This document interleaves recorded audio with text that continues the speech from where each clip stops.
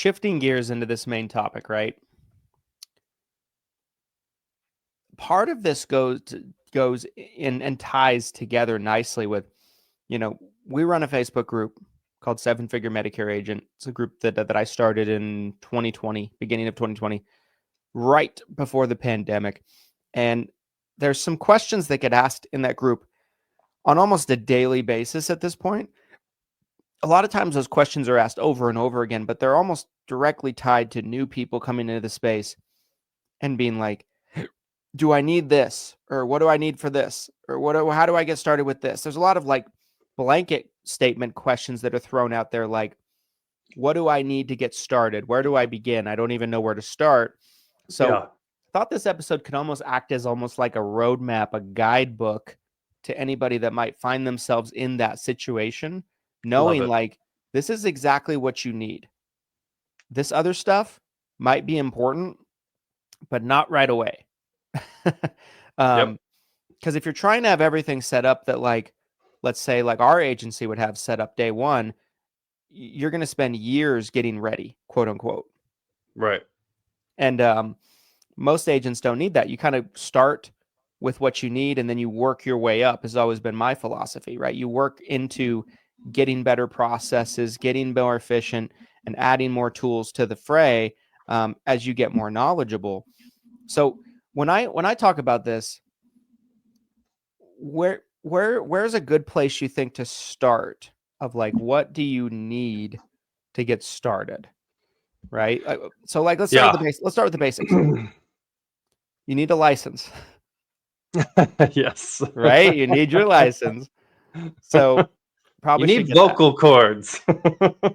You need a heartbeat. Yeah, you need to be alive.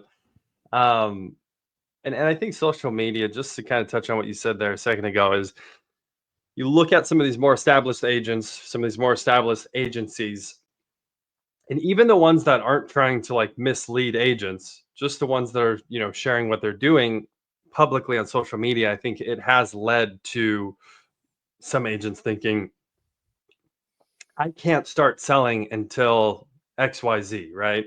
I can't start my career. I can't start selling insurance until I have an office with someone at the front desk and I need 10 computers and, blah, blah, blah, like whatever it is. I need to get licensed in 30 states. We've talked about a lot of this stuff before, but as far as what's actually required, like what's really necessary, again, you can just start. You don't need a fancy computer or dialer. You can literally start with a phone. A lot of times, this is all you need to get started. So, your ability to make phone calls is important, right? So some sort of phone, whether that's an office phone or just using your cell phone, a license. You need people to talk to, right? You need seniors. You need prospects in the senior space. This could come from any direction, right? Let's even go in order though. Let's go back farther than that, right? Because like, let's say little Billy just got his license. Okay. And little Billy's like, what now, Glenn? What do I do? So as you're talking, one thing that kind of popped into my mind there was like, I've seen it all with agents. Like I remember there was a guy that just got his license years ago, wanted to contract with us. And he sent me a 10-page plus business plan. Oh, wow. And he'd never sold a policy, never been contracted, knows nothing about our industry. And I remember just looking through this business plan and I just felt a little bit overwhelmed from the standpoint of like, you have no idea anything about this space. Yeah. And there's so many holes in this. There's so many flaws. There's so many things you don't understand. The process of trying to walk him through all of it was exhausting to me. Yeah. And it was such a classic example of like cart before the horse, right? Yeah. So like, and like, I think about that often. And to my knowledge, that guy never did anything. He never actually like sold a policy. He never actually got contracted anywhere. Analysis paralysis for sure. And so what I think about is like, okay, you get your license. Little Billy is like, what do I do now?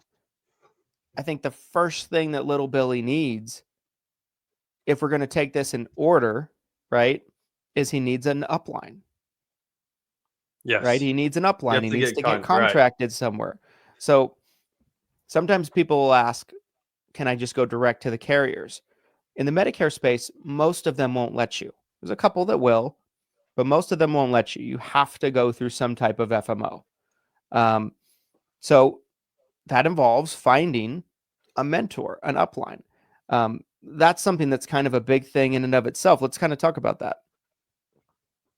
Great point. I was in the process of just kind of spitballing all of these things. So I like the idea of kind of going in order here. Yeah. I Like, was just jumping around the board there for a second. Yeah, I think so.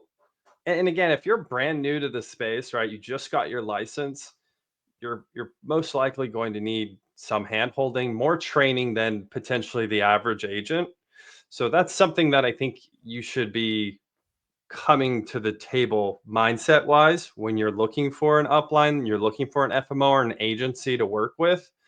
And I will say on the final expense side of the business, the life side of the business, that same thing comes up quite a bit where agents are like, well, can't I just contract with the carrier directly? Why do I need a middleman?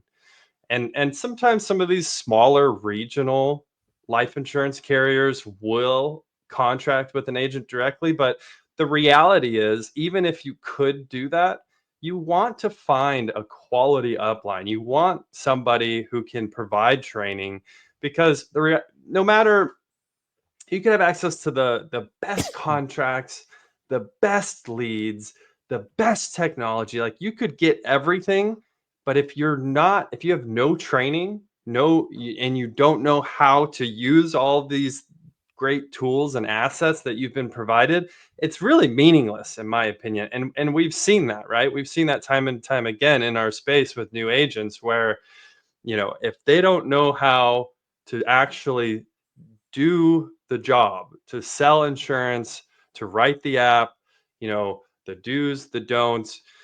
That's a big one. So honestly, like finding an agency or an FMO who can provide high quality training, sales training is super important. That's one of the things I wish I had spent more time.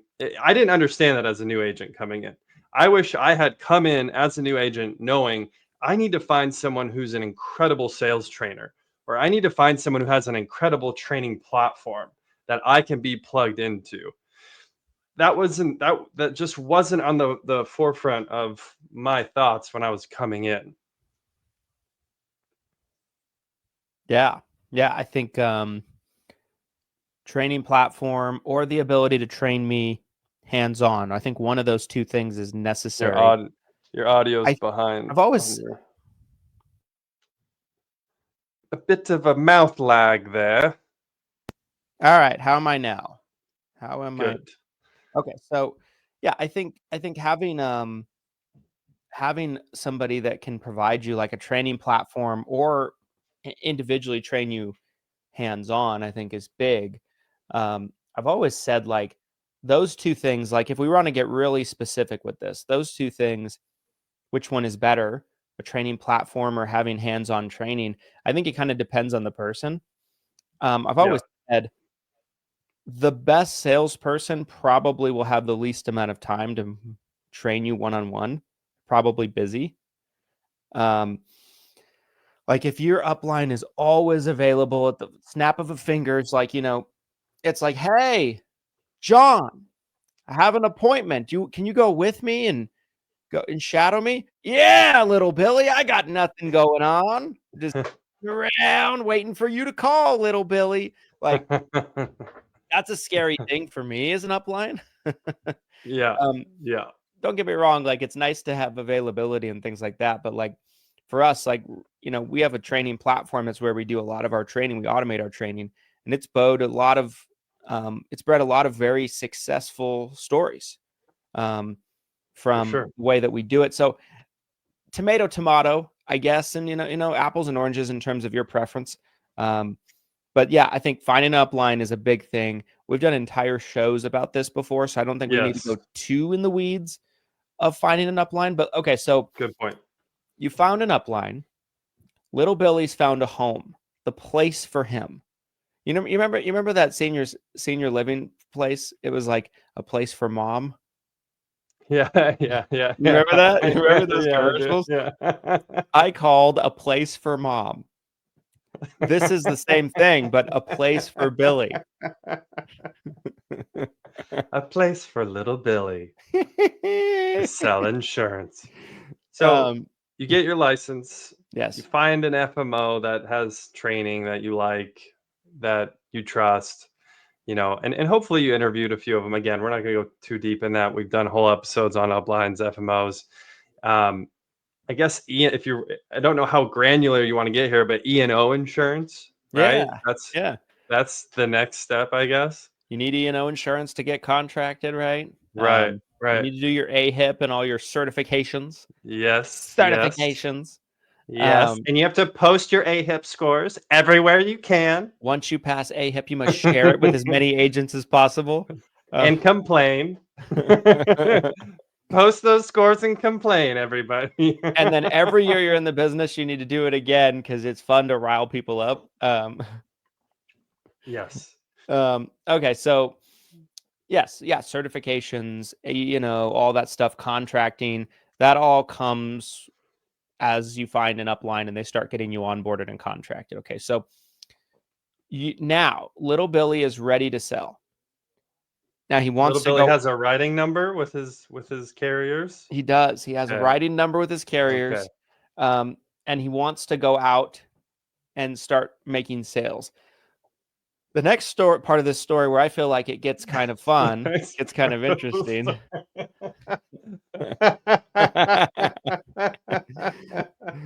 Is like, what does little Billy need to accomplish this, right? Yes. I think we start with like tools, right? Like what kind of tools? like Butters from South Park. That's that's like little Billy in my head. Butters, are you making that face at me? No, Dad, this is just how my face looks.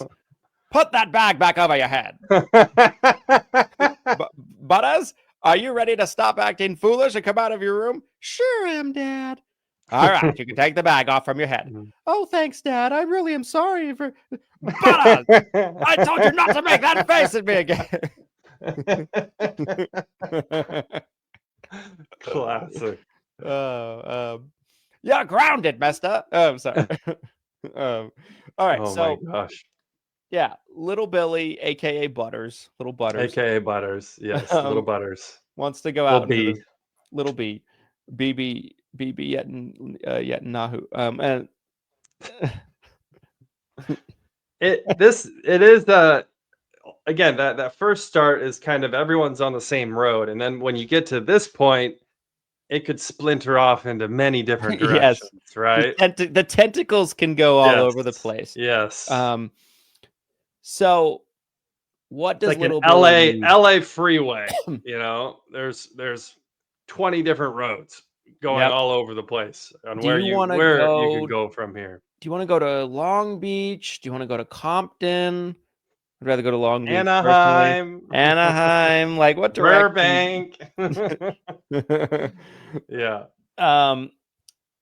So the first thing that I think about is technology tools. And not to say you need way crazy over the top technology tools, but I think you need some basics. The basics to me, and we can kind of dissect them one by one, is you need probably some form of a CRM. I even hesitate to say that because some of you will be like, well, that's 6 months dedicated to that right there. Like, I want to talk about that a little bit. You need a quoting and enrollment platform, which we can go into.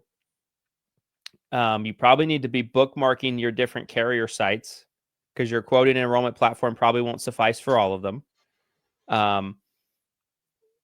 And maybe we start there. Maybe we start with those three and see if there's any others that are absolutely necessary. And then we talk about some that you might need, but maybe you don't need right away.